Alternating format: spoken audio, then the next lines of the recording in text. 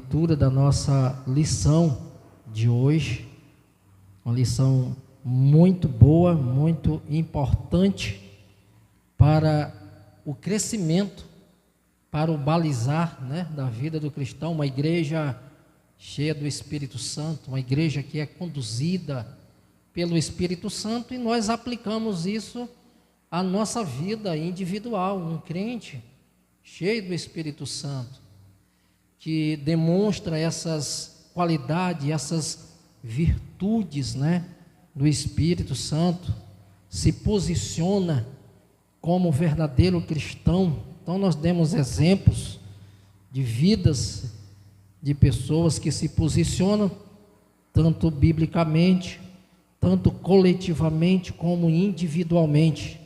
Isso é importante para o nosso crescimento, para o balizar da nossa vida. Eu não sei se os irmãos observaram todo o trabalho que desde o início foi justamente falando nessa direção, essa condução. Isso é um despertar, irmãos, para um balizar da nossa vida, para que nós compreendamos realmente qual é o propósito. Nós falamos isso pela manhã. Nós temos que ter esse entendimento, essa maturidade, para nós trilharmos esse caminho, correr esta carreira que foi nos proposta. Porque a proposta do Senhor para nós, seremos coroados, é aquele que chegar até o fim, é os que perseverar até o fim. O próprio Tiago, ele diz que bem-aventurado é o varão que suporta com perseverança a aprovação, porque depois de ter sido aprovado, ele receberá a coroa da vida que está preparada desde a fundação do mundo para aqueles que o amam, que o Senhor o ama. Jesus, ele mostra claramente isso, que nós devemos prosseguir. O escritor aos Hebreus: corramos a carreira que nos está proposta, olhando firmemente para o autor e consumador da nossa fé. Na escola, na aula dos jovens, foi falado que sem fé é impossível agradar a Deus. As coisas, elas estão conectadas, só não desperta quem não quer, mas quem está atento que o que Deus tem transmitido nesses últimos dias, tanto acerca das ameaças que vêm sobre nós, como também tem nos advertido como nos preparar para enfrentar essas batalhas. Então a igreja nesses dias aqui, elas enfrentou esses embates. Se você ler todo o capítulo 4 de Atos, você vai ver que começou a perseguição, as imposições pelos cidadãos, pelos os líderes religiosos da época. Eles foram levados ao sinédrio, justamente por causa do que aconteceu no capítulo 3, de um milagre que aconteceu, de uma pessoa que se maravilhou, porque agora estava andando. Então, até quando você faz o bem, as imposições, ela vem para tentar te fazer parar. Mas quando nós estamos firmes no propósito, nós não vamos recuar, nós vamos avançar, nós vamos continuar trilhando esse caminho que o próprio Deus estabeleceu para nós como meta, como propósito. Nós lemos o versículo de número 31, que foi tanto a verdade prática como o último versículo que nós lemos da lição, que ele fala claramente a esse respeito. Diz aqui no versículo 31, ele fala: e tendo orado, moveu-se o lugar em que estavam reunidos, e todos foram cheios do Espírito Santo, e anunciavam a palavra de Deus com ousadia. Louvado seja o nome do nosso Deus. Isso é importante, irmãos, que eles tinham isso em mente, porque eles estavam sofrendo investidas dos próprios religiosos dos seus dias. Mas uma coisa é saber a quem estamos servindo. Quando nós temos um entendimento a quem nós estamos servindo, nós vamos entender o propósito do nosso chamado. Nós vamos andar com segurança, nós vamos viver e andar com entendimento, vamos trilhar um caminho. Essa caminhada, ela é uma caminhada, pode ser, tem muitos conflitos, mas nós vamos alcançar o propósito, porque nós temos uma meta a ser alcançada.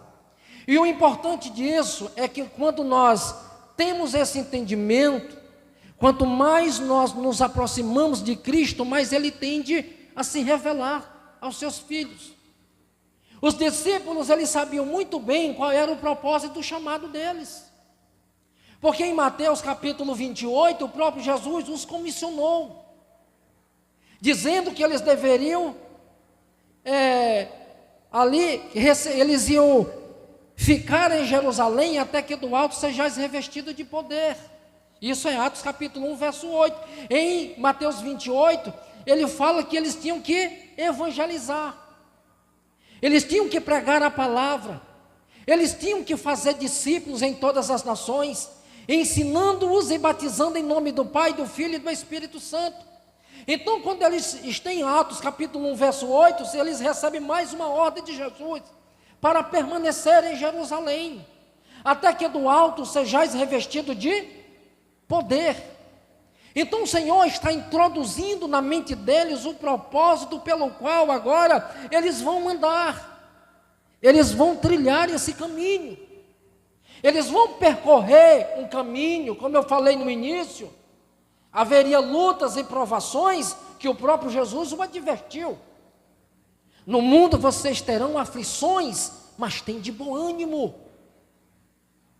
Porque haveria aflições, mas o Senhor estaria capacitando-os.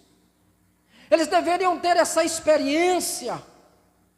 E aqui nós começamos a ver que no início desse livro, o próprio Lucas, quando ele registra, ele escrevendo a Teófilo, ele fala a respeito de Jesus Cristo, o que ele não só começou a fazer, mas também a ensinar.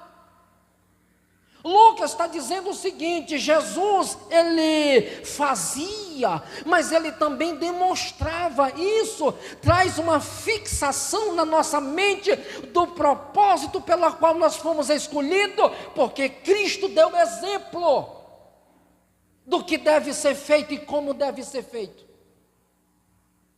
Então observamos que quando eles começam, após a ascensão de Cristo, acontece aquele movimento em Jerusalém, o Espírito Santo desce e eles são impulsionados a pregar na condução do Espírito Santo. Nós vamos perceber que as autoridades, elas ficam também preocupadas com aquilo que está acontecendo. É um movimento fora do comum. O que nós temos visto é algo jamais visto antes, porque alguns movimentos aconteceram, mas com o passar dos dias eles se esfriaram.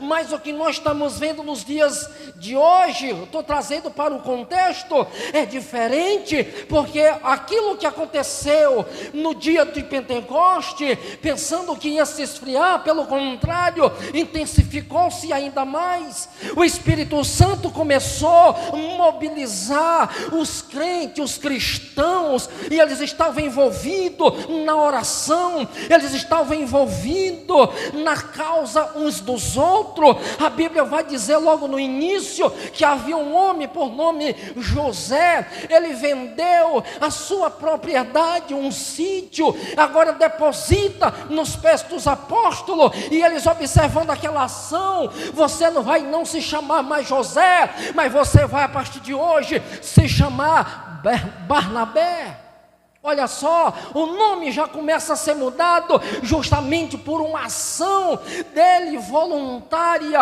de estar ali ajudando, contribuindo, porque ele entendia que aquela ação de Deus no meio do povo, naqueles dias, Jesus lançando-se uma promessa a eles, ele voltaria naqueles dias. Então todos estavam impactados, todos estavam com essa esperança, todos estavam ali, irmão, nessa expectativa de fazer mais para o reino de Deus, porque Jesus viria naqueles dias no pensamento deles, e com isso eles avançavam. Quanto mais pessoas nós conquistarmos para o reino, maior será esta bênção. E por causa dessa ação deles, começou a incomodar as pessoas, começou a incomodar os religiosos daqueles dias.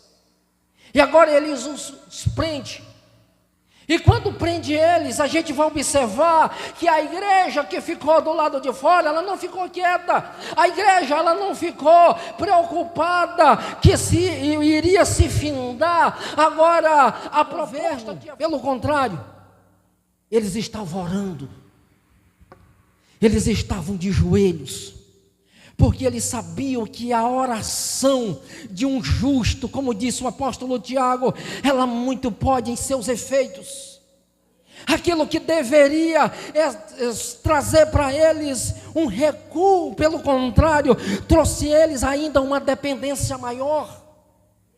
Trouxe a eles um entendimento de que Cristo estava naquele negócio, Cristo era que estava impulsionando eles a fazer. É tão importante, irmãos, que a advertência de Cristo é para que nós o conhecemos. Observe o que diz em João capítulo 14, a partir do versículo 5. Quando Jesus começa o diálogo falando com eles, para eles não ficarem preocupados, no versículo de número 1. Eles não ficarem com seus corações preocupados. Não se turbe o vosso coração, crerdes em Deus, crede também em mim. Porque, irmãos, quando Jesus vai falando isso a eles, vai trazendo à mente deles o que é que deve ser feito e um preparo para um crescimento. Mesmo eles externando algumas necessidades e deficiências ainda. No versículo de número 5, o próprio Tomé fala para Jesus e diz assim: Senhor, nós não conhecemos o Pai e nós não sabemos o caminho.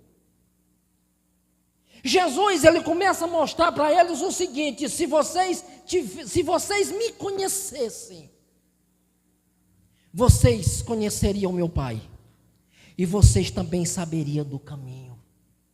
O que Jesus está falando para eles, irmãos, é: se vocês tivessem tido uma experiência mais íntima e profunda comigo, vocês conheceriam o meu Pai, vocês conheceriam o caminho. Sabe qual é a palavra de Deus para nós hoje? É que Jesus está dizendo: você precisa estreitar essa relação comigo, não apenas de ouvir falar a meu respeito. Porque quando nós ouvimos falar simplesmente a respeito de Jesus, nós vamos conhecer um Jesus superficialmente. Nós vamos conhecer um Jesus que realiza milagre na vida dos outros. O que Jesus está dizendo é que cada um de nós precisamos ter uma relação de intimidade pessoal.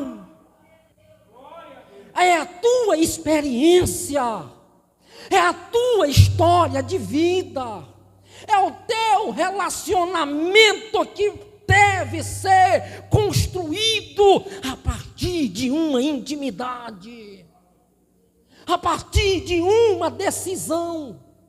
Porque, irmãos, para servir a Jesus é necessário tomarmos o quê? Decisão.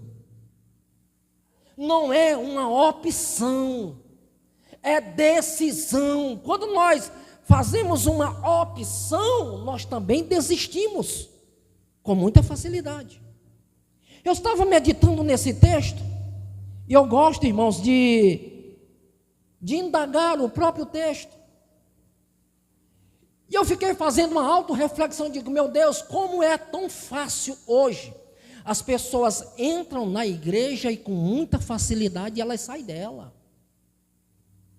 E o pior de tudo é que saem e não tem saudade, irmãos. Não tem vontade de voltar.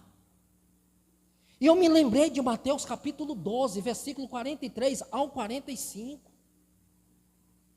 Onde Jesus disse que o espírito ele sai. E ele passeia por lugares áridos.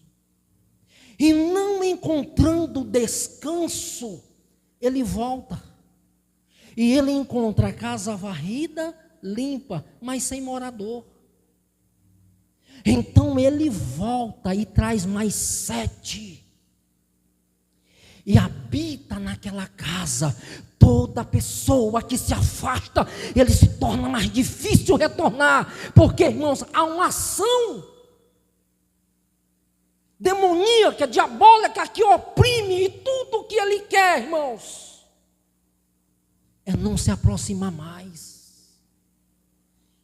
Porque o Espírito convence essa pessoa, aprisiona. E a Bíblia diz que o segundo estágio é pior do que o primeiro. Então o que Jesus está demonstrando, irmãos, tanto para os discípulos e o que eles estão fazendo nessa condução do Espírito Santo é: eu sei qual é o propósito de Deus na minha vida, eu tenho uma missão a ser realizada, eu não vou recuar, eu não vou desistir, estou firmado num propósito. Agora o povo do Sinédrio olha para eles e diz assim: não pregue mais no nome de Jesus, não fale mais nesse nome. Sabe o que eles estão dizendo? Vocês vão ter que abandonar a fé de vocês, vocês vão ter que deixar de falar de Jesus, vocês vão ter que deixar de anunciar a respeito do Nazareno, porque o que estava acontecendo era algo sobrenatural. Mas enquanto eles estão dizendo: não pregam mais no nome de Jesus, não ensinam mais no nome de Jesus, a igreja estava de joelho e eles estavam orando, eles estavam dizendo, eu vou parafrasear: Senhor, abençoa a obra que o Senhor colocou no coração dos teus filhos, ela é verdadeira, ela é sincera,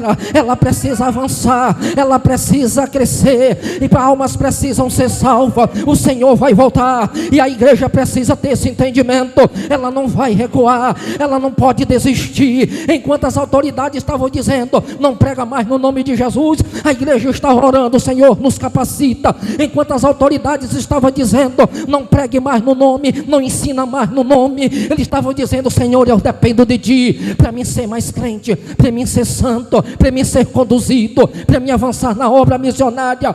E a Bíblia diz que o Espírito Santo moveu aquele lugar, o Espírito Santo fez com que aquele lugar tremesse. Como é maravilhoso quando a igreja dobra o joelho e o lugar estremece, por causa da glória de Deus que é intensa no santuário, por causa da presença de Deus. Nós não vamos, irmão, nos deixar levar pelo nervosismo, nós não vamos deixar ser dominado pelo o desânimo, mas nós vamos ficar de pé dizendo: eu sei em quem eu tenho crido, louvado seja o nome do Senhor. Aleluia, esse é o papel da igreja do Senhor Jesus, que anda na direção e na condução do Espírito Santo. Eu disse: Senhor, sustenta-nos com a tua potente mão, porque o Senhor nos chamou para realizar uma grande obra, e nós não podemos parar por causa do desânimo, nós não devemos parar por causa das autoridades, mas nós temos que estar testemunhando do que Jesus pode fazer nas nossas vidas. Aleluia. Aqueles homens, irmãos, estavam tão impactados do poder de Deus, que ele disse: nós não vamos deixar de pregar, nós não vamos deixar de anunciar, nós não vamos deixar de falar da obra do Senhor. É como se ele estivesse dizendo: se vocês quiserem nos prender, nos prende, se você quiser nos encerrar na prisão, pode encerrar. Agora eu não posso negar o que eu experimentei, eu não posso negar o que vi, eu não posso negar o que eu testifiquei. Uma coisa é você ouvir falar de Jesus, uma coisa é você experimentar. Aleluia. Quando você experimenta a mentalidade mudada, quando você experimenta, o Espírito Santo te convence a tal ponto que ele vai te dar certeza. Não existe nada melhor e mais glorioso do que a presença do Senhor nas nossas vidas. Louvado seja o nome do Senhor. Não há nada mais importante do que a presença. Olha, um crente, irmãos, voltado para Deus, Abacuque, na sua oração, ele diz assim: Senhor, ainda que a figueira não floresça, ainda que o fruto da oliveira minta, falta gado no curral, as ovelhas no aprisco, mas todavia eu me alegrarei no Senhor e exultarei no Deus da minha salvação. Louvado seja Deus. O apóstolo Paulo, escrevendo para os irmãos de Filipe, no capítulo 4, ele diz: eu aprendi a ter necessidade, eu já passei fome. Ele vai falando: eu aprendi tanto viver na escassez quanto na abundância. Ele diz assim: mas tudo posso naquele que me fortalece. O que Paulo está dizendo: há uma prosperidade de Cristo na minha vida tão poderosa que nada e nem ninguém possa se comparar. Eu estou passando necessidade, louvado seja o nome do Senhor. Estou enfrentando uma adversidade, louvado seja Deus, é por causa dele. Eu estou passando por crises, louvado seja o nome do Senhor. Mas uma coisa eu tenho certeza: nele eu posso todas as coisas. Louvado seja o nome do Senhor. Sabe o que é que Paulo está dizendo? Cristo em mim, se ele está em mim, eu posso todas as coisas. Eu passo pela adversidade, eu passo pelas lutas, mas exaltando e glorificando o nome do Senhor. Observe em Atos capítulo de número 16, versículo de número 31. Eles estão presos, com as costas ensanguentadas, pés e mãos amarradas. Paulo e Silas na prisão, estando ali no calabouço, aonde estava sendo guardado pelo carcereiro. Mas a Bíblia diz que Paulo e Silas começaram a louvar o nome do Senhor. Crente com propósito, crente que não se deixa levar pelas circunstâncias, crente que sabe o que quer, quem serve, quem ele é e qual é o propósito da vida dele. As costas estão ensanguentadas, os pés e as mãos estavam amarrados. Eles estavam trancanfiados. A Bíblia diz que tinha os grilhões. Ali é ferro, ferrolhos. Eles estavam presos, irmãos. Mas eu vejo Paulo olhando para Silas e diz: Silas, você ainda tem um louvor para nós louvarmos?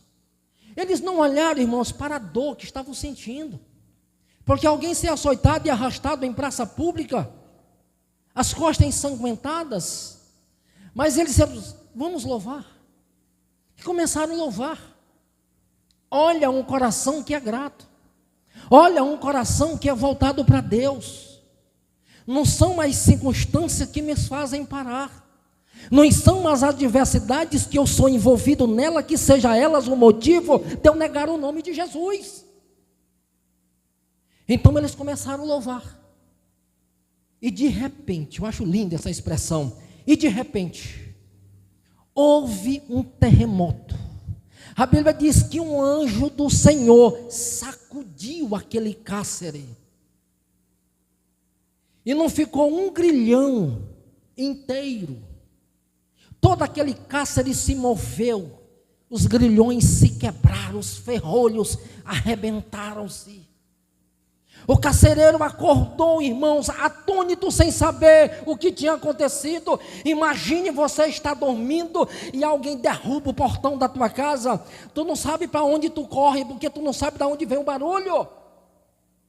Aquele homem acordou atônito, sem saber. A única coisa que ele pensou imediato foi: todos os presos fugiram e eu serei responsável por cada um deles. Ficarei o resto da minha vida na prisão, porque era assim que acontecia. O carcereiro que estava guardando, se alguém fugisse na guarda dele, ele ia pagar a pena do criminoso que fugiu. Foi por isso que ele optou, irmão, por se matar. Porque ali já tinha uma sentença sobre ele.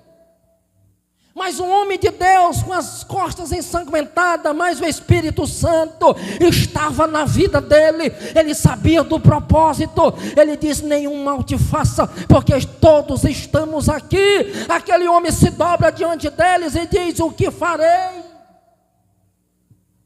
para ser salvo. E aí entra o propósito. Qual é o propósito daquele homem ter sido preso? Crer no Senhor Jesus e será salvo tu e a tua casa. Louvado seja o Senhor. Aquele carcereiro leva Paulo e Silas para a sua casa, e quando ele está ali orando por ele, o Espírito Santo do Senhor desce naquele lugar. O propósito do cristão que é cheio do Espírito Santo, ei, não te deixa dominar pelas circunstâncias que te envolvem. Qual é a proposta que você tem recebido? É aquela que me afasta de Cristo? Não. Mas parece boa, só parece. Mas não é. O que tem te desmotivado? O que tem feito você parar? Por que está recuando? Cristo está ministrando o nosso coração. O que é mais importante? É a presença ou fora dela? Então Cristo está fazendo nós meditarmos hoje. É o que Paulo falou em 2 Coríntios 5:17. Portanto, se estamos em Cristo, somos nova criatura. As coisas velhas já passaram e eis que tudo se fez novo. A proposta do Evangelho, irmãos, é nos dar tudo novo, é provar de algo novo, é andar em novidade. Ele não quer mudar só o estereótipo, Ele quer mudar toda a nossa vida. Ele quer mudar-nos por completo. O que é que está obstruindo a minha visão? Cristo está mostrando, e os apóstolos dão exemplo do que aconteceu aqui. Mas eles foram movidos, o lugar estremeceu, o Espírito do Senhor se manifestou, e eles agora estavam, irmãos, de todo alegres na presença do Senhor, porque Jesus estava confirmando a presença, o zelo e o cuidado dele para com eles. Se tem alguma coisa que está obstruindo a nossa visão, joelho no chão. Bota a cara na palavra. Nada é melhor do que a presença de Deus. Nada é melhor do que a presença de Deus. Nada é melhor do que o brilho do Espírito Santo em nós. Eu estava lendo essa palavra hoje, o Senhor ministrando ao meu coração. Nada substitui a minha presença, nada tira de vocês, não permitam que nada tire de vocês o brilho da minha glória, da minha presença, porque sem mim nada podeis fazer. Deus é mais importante em nós. É tão importante isso, irmãos, que ele vai falar aqui. Ele fala no verso 32, e era um coração e alma da multidão dos que criam, e ninguém dizia coisa alguma do que possuía, era sua própria, mas todas as coisas lhes eram comuns. Nós falamos pela manhã que o Espírito Santo promove unidade. Aqui não havia dissensões entre eles, não havia aquele pensamento, um pensa uma coisa, outro pensa outra, havia unidade, o pensamento de um era o de todos, estavam todos unidos pela mesma causa, com o mesmo propósito, trilhando o mesmo caminho, servindo o mesmo Deus, sendo conduzido pelo Espírito Santo, há uma harmonia tão gloriosa, que quando nós estamos neste particular, juntos, unidos, com o mesmo propósito, o lugar estremece da glória de Deus, porque nós estamos aqui para sermos cheios, visitados pelo Espírito Santo do Senhor. Nada é mais importante do que a presença, nem as coisas, irmãos, é mais importante. É tão lindo que era o coração e alma. Coração e alma. Aqui, irmão, se você for olhar para o original, ele está falando das entranhas.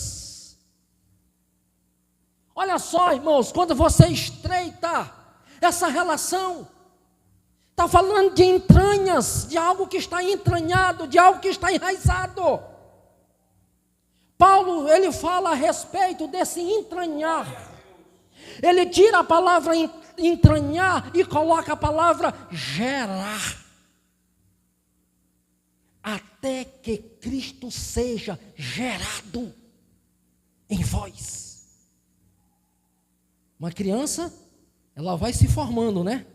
No ventre, ela vai se formando. Vai formando-se um corpo. Daqui a pouco, é uma pessoa. Paulo está dizendo que Cristo em nós, ele é gerado. E quando Cristo é gerado, nós nos tornamos cristãos abnegados. Você sabe o que é uma pessoa abnegada? É aquela que morre pela causa. Ela não recua, ela não retrocede. Você sabe por quê? Porque Cristo, ele está tão entranhado em você que é difícil. Pega uma superbunde e dobra um papel e cola e depois tenta descolar. Você pode até rasgar a folha, mas não consegue desgrudar. Ela rasga. Vai sair pedaço de um lado da folha na outra e de uma outra grudada na outra, algo que foi entranhado. Não volta mais o estado original, irmãos. O cristão que prova de Cristo, que é gerado, nada consegue afastar ele. Porque foi gerado.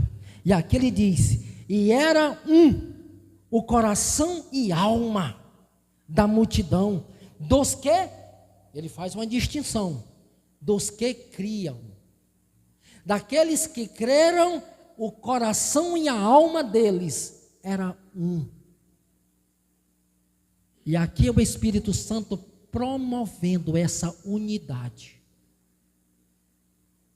Promovendo unidade, a tal ponto que eles diziam que coisa algumas do que possuíam eram suas próprias.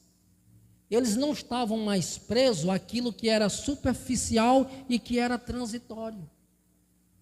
Ou seja, nada é mais importante do que a presença, nem o que eu estou possuindo, nem o que eu possuo, nem meu carro novo, nem minha casa boa, nem minha conta bancária é mais importante do que a presença. Foi esse entendimento que Zaqueu teve.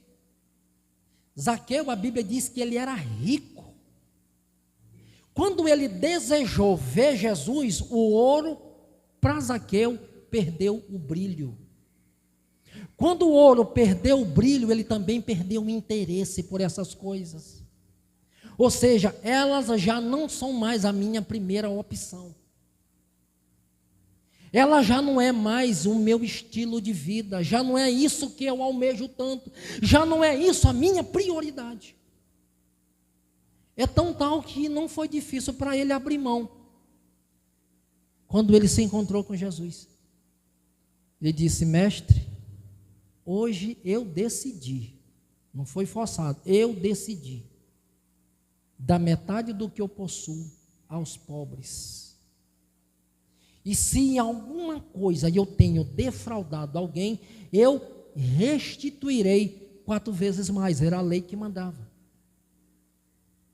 Qual foi a resposta de Jesus? Estou fechando aqui a mensagem.